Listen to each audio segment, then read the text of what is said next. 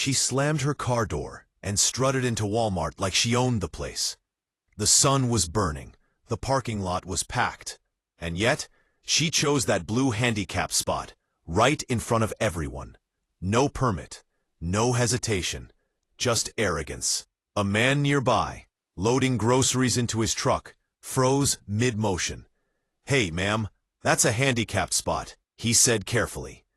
Karen turned sharply, her sunglasses sliding down her nose. "I'm only going to be 5 minutes. Mind your own business," she snapped, her voice cutting through the air. The man sighed. His son, sitting in a wheelchair in the truck bed, looked down quietly. The boy's expression said it all. He'd seen people like her before. Minutes later, Karen came out with a cart full of bags, smiling like she'd just conquered a kingdom. But that smile faded fast when she saw 2 police officers standing by her car, writing something on a notepad. Her voice shot across the lot. "Excuse me!" "What are you doing? I told you I'm allowed." One of the officers looked up calmly. "Ma'am, do you have a handicap permit?" She rolled her eyes. "I don't need one. I've got back pain sometimes." The officer raised an eyebrow. "That's not how this works." He turned the ticket book toward her, pen ready. "This is a $500 fine."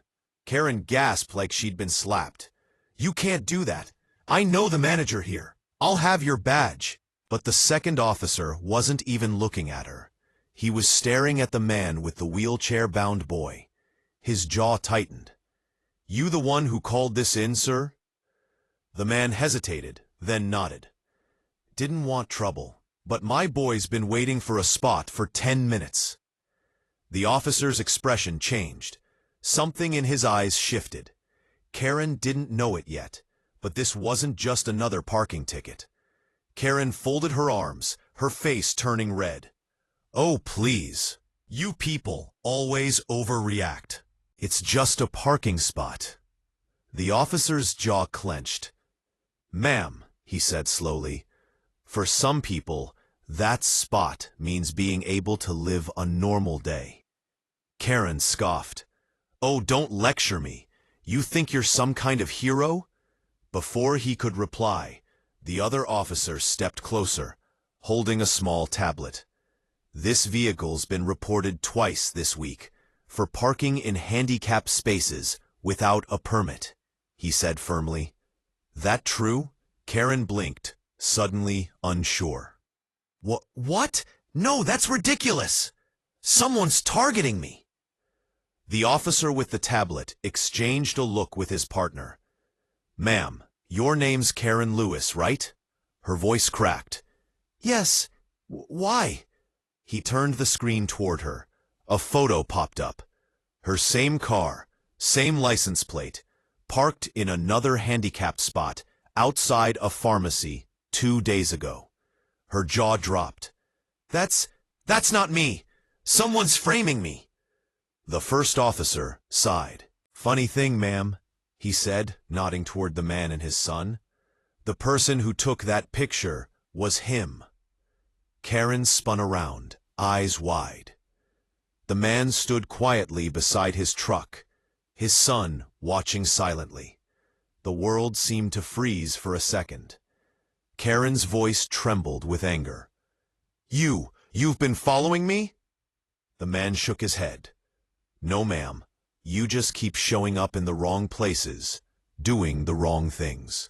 The younger officer leaned in toward Karen. "Ma'am, I think you should know something. My partner here, his brother's in a wheelchair. He doesn't take this lightly." Karen's face went pale. For the first time, she didn't have a comeback. But the real shock was still coming. Karen swallowed hard, trying to force a smile. "Look, I didn't mean to upset anyone. I just had to grab a few things for my dinner party. You're all taking this way too seriously." The officer didn't blink. "Dinner party," he repeated. "You mean the one at Maple Grove Estates?" Her eyes widened. How do you know about that?" He lifted his badge slightly.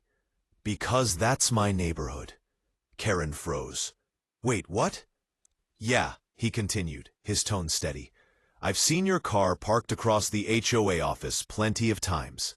You're the one always arguing with the security guards, right? Karen's voice stuttered. They were being rude. The man with the wheelchair spoke softly from behind. No, ma'am, you were. Karen spun toward him again, anger flaring. You don't know me. The man's son spoke for the first time. His voice was quiet but firm. I know you parked in my spot last week. My dad had to carry me across the lot. The words hit harder than any fine or lecture could. Even the officers went silent for a moment. Karen looked at the boy, her mouth opening, but nothing came out. The crowd that had started gathering nearby began whispering. Someone held up their phone, recording everything. Ma'am, the officer finally said, you're lucky this is just a citation.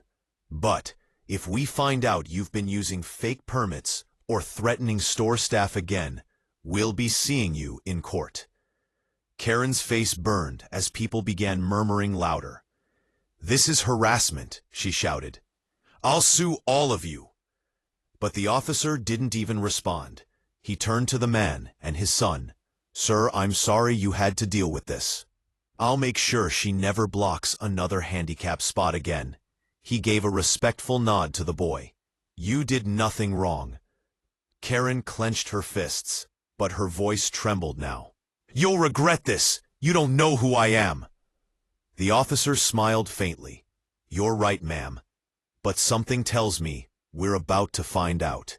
Karen's lips trembled, but she forced a fake laugh. You have no idea who you're messing with. My brother's on the HOA board. He knows every cop in this town. The officer's smile faded. Your brother's name? She hesitated. Paul Lewis. The second officer slowly pulled something from his chest pocket, a folded paper. He opened it and glanced at his partner. That's interesting, he said calmly, because I've got a report right here signed by Paul Lewis himself, and it's against you. Karen blinked, stunned. What? That's impossible. The officer read a line out loud. Complaint filed for repeated parking violations, harassment of HOA staff, and threatening residents. Does that sound familiar, ma'am? Her face went blank. No, that can't be right. The crowd was silent now, everyone watching. Someone muttered, she really did it this time.